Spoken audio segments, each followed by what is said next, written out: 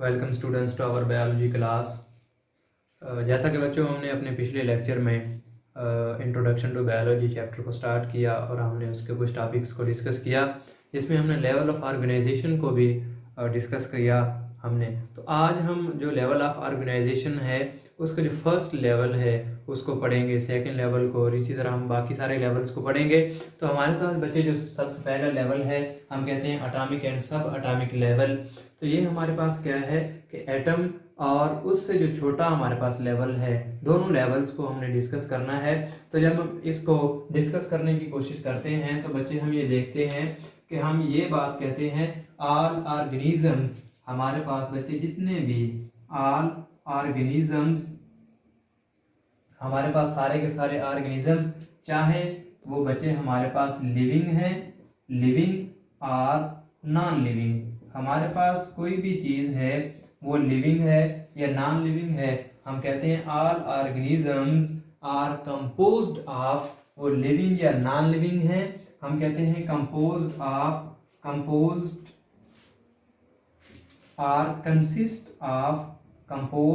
या consist of atom और सब एटॉमिक पार्टिकल, कंसिस्ट ऑफ हम कहते हैं ये एटम और सब एटॉमिक पार्टिकल, या तो ये एटम से मिलके बने हैं या सब एटॉमिक पार्टिकल से मिलके बने हुए हैं। हम ये बात कहते हैं कि बच्चे हमारे पास जितने भी मैटर हैं वो लिविंग है, वो नॉन लिविंग है, वो ऑर्गेनिजम्स हैं, वो लिविंग थिंग्स हैं, ऑर्गेनिजम्स हैं, तो भी हम कहते हैं कि वो एटम से मिलके बने हैं। और अगर वो नॉन लिविंग थिंग है, मैटर है, अर्थ है, दूसरे हमारे पास एयर है, वाटर है, ये सारे जितने भी हमारे पास नॉन लिविंग कंपोनेंट्स हैं, इनके बारे में भी हम कहते हैं कि सारे का सारा जो यूनिवर्स है टोटली कंसिस्ट ऑफ किस पे, हम कहते हैं सारे के सारे मिलके बने हैं एटम से। और अगर एटम को देखा जाए तो हम एटम को कहते हैं इस बेसिक यूनिट। एटम हमारे पास क्या है, हम एटम को कहते हैं atom is a basic unit. ये हमारे पास एटम हमारे पास क्या है बच्चे, इट्स ए बेसिक यूनिट। ये हमारे पास बेसिक यूनिट है जिस पे सारी की सारी लाइफ, जिस पे सारी की सारी यूनिवर्स जो है वो कंसिस्ट है, सारी की सारी यूनिवर्स इससे मिलके बनी है। लेकिन जब हम एटम को देखते हैं हम ये कहते थे कि atom is a smallest unit, ये वो छोटा से छोटा यूनिट है, हम इसको स्मॉलेस्ट यूनिट भी कहते हैं। लेकिन अगर देखा जाए ये हमारे पास स्मॉलेस्ट यूनिट है, हम इसको कहते हैं इट्स ए स्मॉलेस्ट यूनिट्स, जिस पे लाइफ या जितने दूसरे पार्टिकल्स हैं, जितना भी मैटर है वो सारा इससे मिलके बना है, स्मॉलेस्ट पार्टिकल से। लेकिन हम कहते हैं कि जब अगर एटम को देखा जाए, जिस तरह हम देखें किसी एटम को, तो हम कहते हैं कि इसके कुछ सब एटॉमिक पार्टिकल्स भी होते हैं। हमारे पास बच्चे एटम है, तो एटम को अगर देखा जाए तो हम कहते हैं कि इसको अगर डिवाइड किया जाए तो हमारे पास इसके कुछ सब एटॉमिक पार्टिकल्स भी हैं। हम कहते हैं एटम आगे कंसिस्ट होता है किन चीजों से मिलके बना है, हम कहते हैं प्रोटॉन्स हैं, न्यूट्रॉन्स हैं और इलेक्ट्रॉन्स हैं। तो हम कहा कि ये हमारे पास क्या हैं, दीज आर सब एटॉमिक पार्टिकल्स। ये हमारे पास बच्चे क्या हैं, इनको हम कहते हैं कि ये सब एटॉमिक पार्टिकल्स हैं। ये बच्चे हमारे पास क्या हैं, सब एटॉमिक पार्टिकल्स।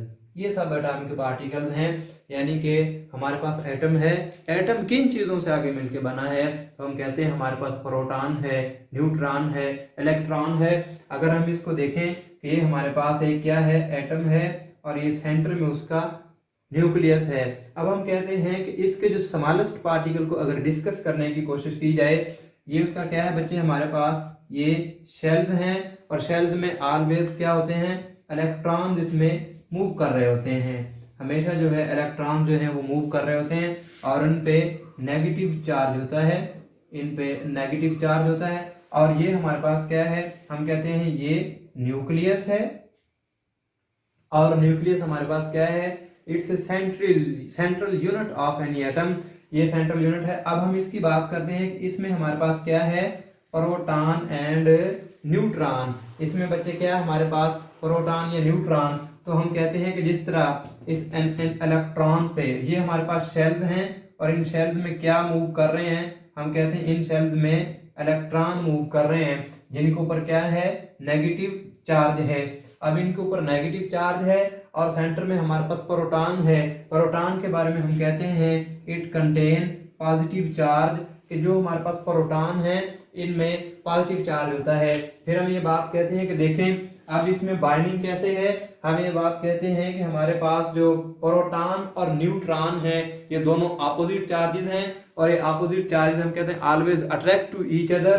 तो ये जो है इनके दरमियान एटम की स्टेबिलिटी क्या है कि ये इलेक्ट्रॉन जो शेल्स में मूव कर रहे हैं और प्रोटॉन जो न्यूक्लियस के अंदर महफूज हैं, न्यूक्लियस के अंदर पैक हैं, बंद हैं, ये दोनों एक दूसरे को अट्रैक्ट कर रहे हैं, जिसकी वजह से एटम का जो स्ट्रक्चर है वो उस पर बेस करता है। तो हम कहते हैं कि ये सब एटॉमिक पार्टिकल्स हैं जिनमें से इलेक्ट्रॉन्स जो आउटर शेल्स में मूव कर रहे हैं किसी भी एटम के, और हमारे पास प्रोटॉन्स हैं, हम कहते हैं दीज आर सेंट्रल यूनिट, ये उसके न्यूक्लियस में प्रेजेंट हैं, और प्रोटॉन पे पॉजिटिव चार्ज है और हमारे पास जो इलेक्ट्रॉन्स हैं इन पे नेगेटिव चार्ज है, और ये पॉजिटिव और नेगेटिव चार्ज एक दूसरे को अट्रैक्ट करते हैं, जिनके अट्रैक्ट करने से क्या होता है, इनकी स्टेबिलिटी होती है। तो ये था बच्चे हमारे पास कि हमारा एटॉमिक और सब एटॉमिक पार्टिकल है।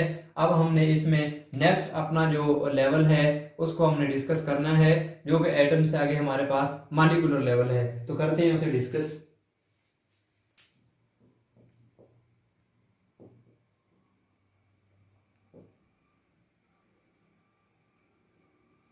तो बच्चों हमने अपना जो नेक्स्ट लेवल है मॉलिक्यूलर लेवल उसके बारे में अब डिस्कस करना है।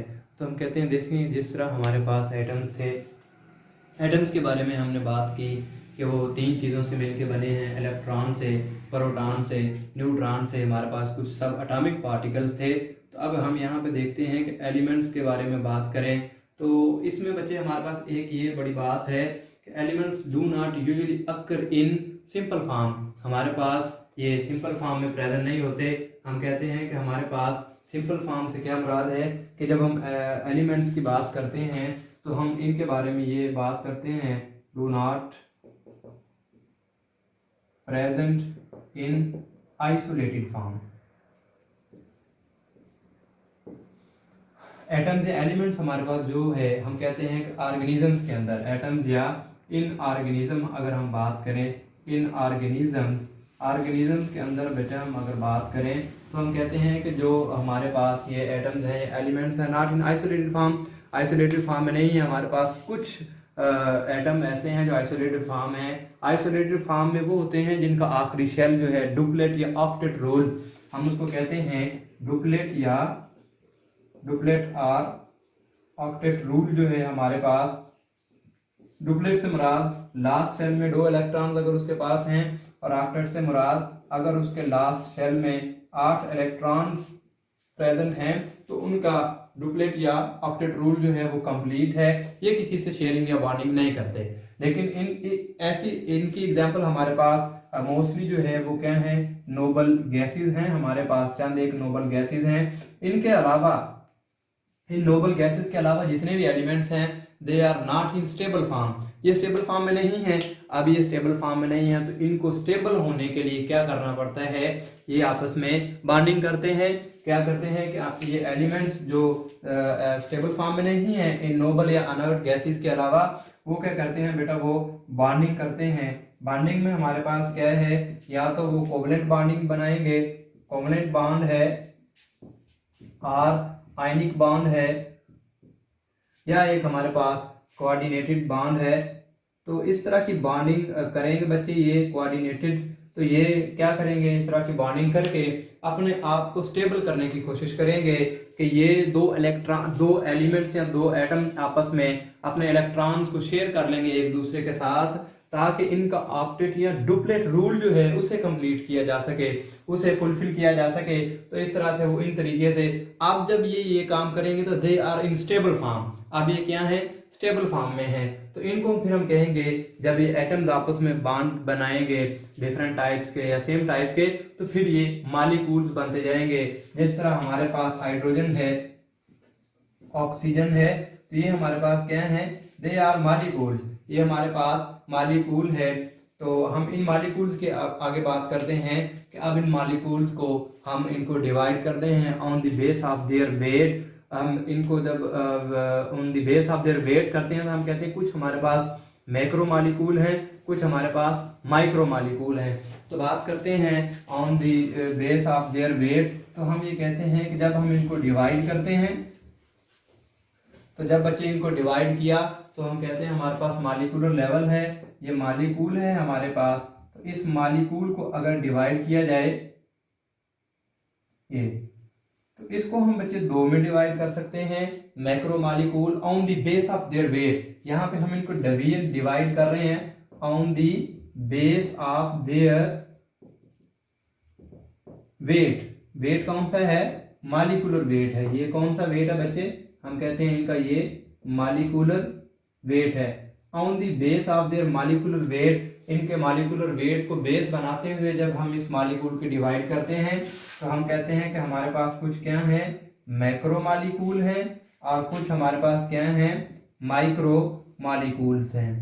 कुछ हमारे पास मैक्रो मॉलिक्यूल्स हैं और कुछ हमारे पास माइक्रो मॉलिक्यूल हैं। मैक्रो मॉलिक्यूल को हम कहते हैं they have heavy molecular weight. इनका क्या है? हैवी। हम इनके बारे में कहते हैं हैवी मॉलिक्यूलर वेट। इनका जो वेट है वो ज्यादा होगा, और ये जो है इनका बच्चे हम कहते हैं लो मॉलिक्यूलर वेट। इनका जो मॉलिक्यूलर वेट है वो लो होगा, इसलिए हम इनको कहते हैं माइक्रो, और इसको हम कहते हैं इट्स ए मैक्रो। तो अगर इसकी एग्जांपल हमारे पास मैक्रो की, हम इसमें डीएनए भी कह सकते हैं, हम इसमें प्रोटीन्स भी कह सकते हैं, और इसकी एग्जांपल हमारे पास बच्चे एग्जांपल है वाटर है, या हमारे पास ग्लूकोज का कोई कंपाउंड है, तो इसके बारे में हम कह सकते हैं ये हमारे पास क्या है, on the base of there molecular weight. इसके अलावा भी हम इनको डिवाइड करते हैं, हम इनको डिवाइड करते हैं कि किस तरह से। एक और बेस है जिसमें हम इनको डिवाइड करते हैं कि इनका जो हमारे पास कुछ वो हैं इनऑर्गेनिक हैं, और कुछ मॉलिक्यूल हमारे पास ऑर्गेनिक हैं। On the presence of carbon and hydrogen compound, तो हम कहते हैं कुछ हमारे पास कौन से हैं, इनके बारे में हम बात करते हैं बच्चे कि कुछ हमारे पास ऑर्गेनिक हैं और कुछ हमारे पास कौन से हैं, इनऑर्गेनिक। अब ये जो ऑर्गेनिक मॉलिक्यूल या कंपाउंड हैं, इनके बारे में हम बात करते हैं कि इनमें बेटा कार्बन हाइड्रोजन प्रेजेंस होती है।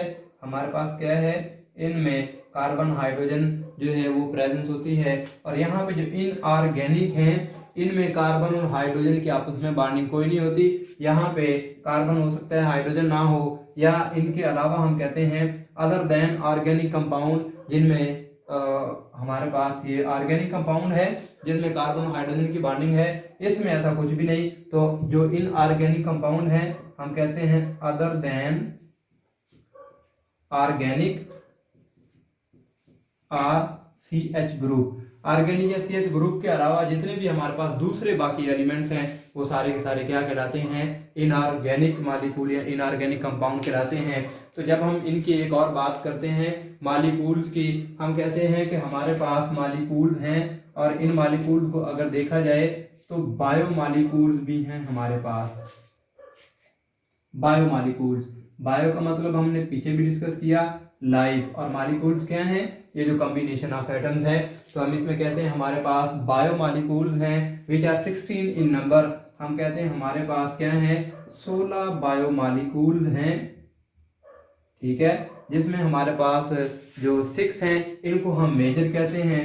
6 हमारे पास हमने पिछले लेक्चर में डिस्कस किया था कि हमारे पास मेजर कौन से हैं, और माइनर या ट्रेस अमाउंट में हमारे पास कौन से हैं, 10 हमारे पास ऐसे हैं जो माइनर अमाउंट में प्रेजेंट हैं। तो ये हमारे पास बायो मॉलिक्यूल्स हैं, ऐसे मॉलिक्यूल्स जिनसे जो लाइफ है वो मिलके बनी है। या किसी भी हम ऑर्गेनिज्म की बात करें तो ये ऑर्गेनिज्म उन 92 जो हमारे पास नेचुरल एलिमेंट्स हैं उनमें से जो 16 एलिमेंट्स हैं जिनको बायो मॉलिक्यूल्स कहा जाता है, इनसे सारे के सारे कंपोजिशन जो है एनिमल्स की और ऑर्गेनिजम्स की वो इसमें इन 16 बायो मॉलिक्यूल से मिलके हुई है। तो बच्चों आज हमने 2 लेवल्स को डिस्कस किया है, जिसमें से एक हमने फर्स्ट एटॉमिक लेवल को देखा, एटॉमिक और सब एटॉमिक लेवल को, और सेकंड नंबर पे हमने मॉलिक्यूल्स के बारे में डिस्कस किया है अपने मॉलिक्यूलर लेवल को। इसकी हमने डिवीजन भी देखी, इनऑर्गेनिक और ऑर्गेनिक, और हमारे पास जो दूसरी थी मैक्रो मॉलिक्यूल और माइक्रो मॉलिक्यूल। तो it's all about level of organization. तो फर्स्ट हमने 2 लेवल ऑफ ऑर्गेनाइजेशन को डिस्कस किया है। तो इंशाल्लाह हम अगले जो लेवल ऑफ ऑर्गेनाइजेशन है उनको भी अगली क्लास में, अगले नेक्स्ट सेशन में डिस्कस करेंगे। Thank you very much.